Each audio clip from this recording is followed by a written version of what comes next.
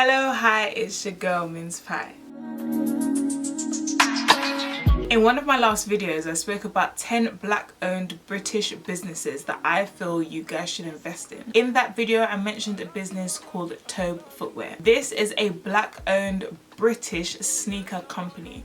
And you know, we love our Nike, we love our Adidas, you know, we can't complain at all. But there's always room for more, there's always a gap in the market, and I feel this fits the gap really well. I found it really amazing and inspiring that someone that looks just like me went off and created their own sneaker brand. They said, "Now, do you know what? I don't need a collab." That's what they said. We don't need a collab with Nike. We don't need a collab with Adidas. We'll do it on our own. And that's exactly what they did.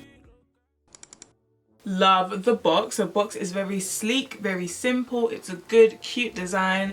It's got her logo stamped at the front. That's all you need to know, okay? Sizing is found on one of the sides of the box with the name of the shoe as well. Other side is identical but obviously blank. The front of the box, we do have a handle, which I love because they don't need to waste any more money or materials on buying a shopping bag because the box itself comes as a bag. Love that little touch. Other side is blank and the back is also blank.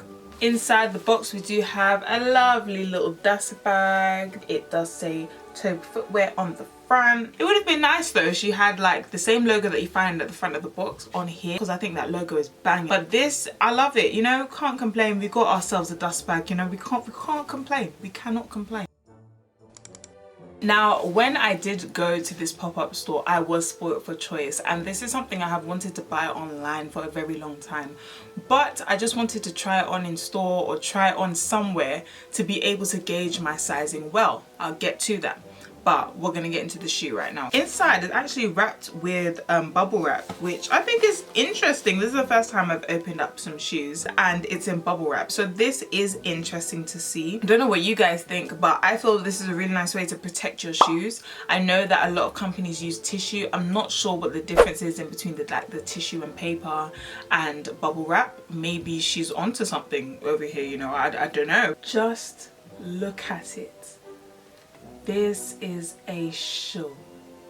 I think the design is honestly amazing, and I'm talking as if I know the babe, like personally, but I'm so proud of her because if you see the first design and how it's progressed to get to this point, it's really inspiring. When you see something like this, you know that someone has put effort into the design, into the production, into the creativity to actually create this shoe. Let's get into the shoe. Let's get into the shoe, okay? On both sides, we have a plastic window.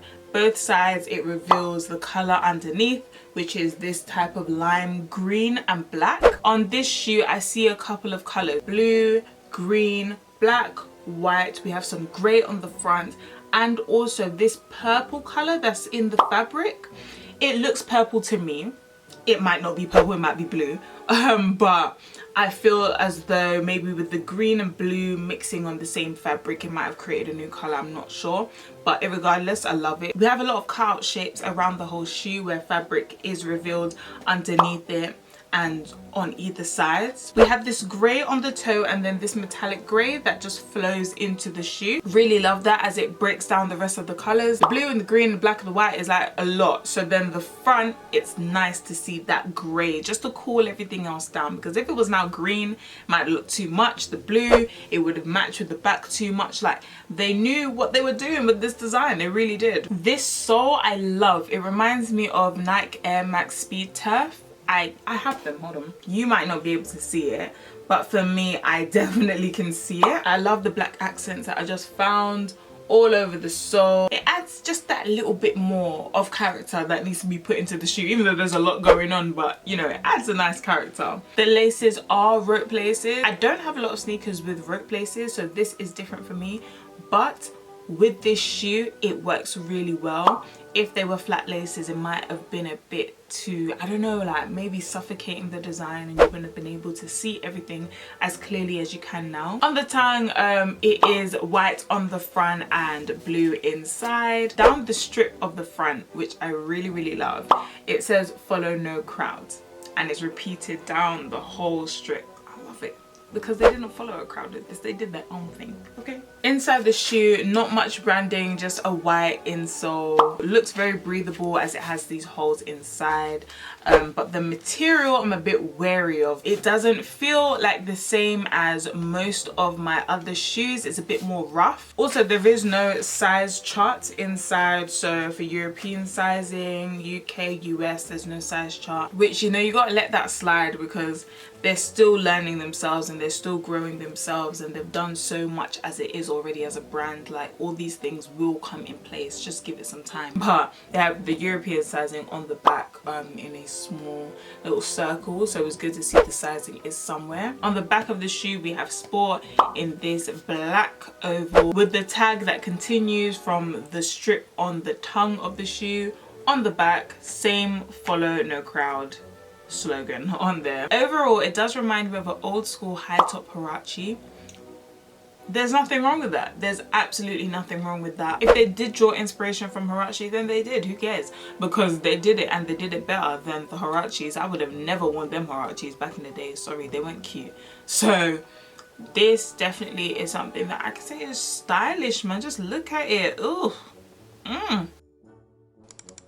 I got these in a UK 6. I am normally a UK 5, but they didn't have these in a UK 5. They had them from UK 6 and upwards.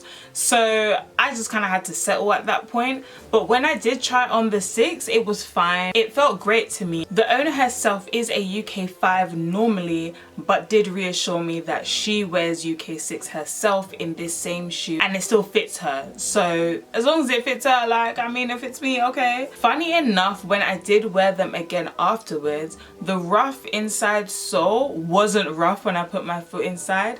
I guess it's maybe a type of material to, I don't know, maybe help the foot, or type of material to help the foot breathe. I have no idea, but I know this is my first time experiencing this type of insole. It's not anything to worry about, but I'm just pointing this out because I'm doing a review, you know. I'm gonna say what I noticed, you know what I mean? I feel like I've got a good amount of space around my foot. It's not too padded as well. Some shoes are way too padded. So if you go one size up, I think you're perfectly fine. When I did try on the 5 in another shoe, I did feel it wasn't as comfortable as the 6. It is comfortable. It definitely doesn't give me that uncomfortable feeling around my ankle as well, because they are high tops. The care and consideration put into the comfort around the ankle is normally overlooked. Whether it was intentional or whether it was just common design, it still was a great addition in my opinion. These Tobe mid Swish sneakers, ooh, that was a mouthful.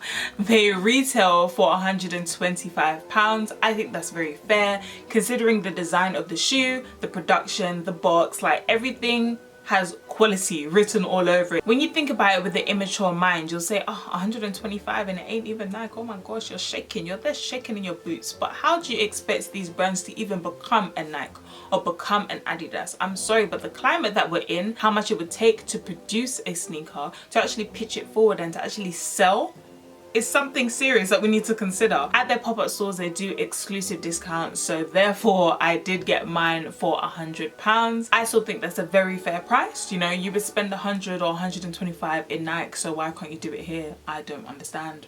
The quality is just as amazing. I can't even lie to you, just as amazing. So why not?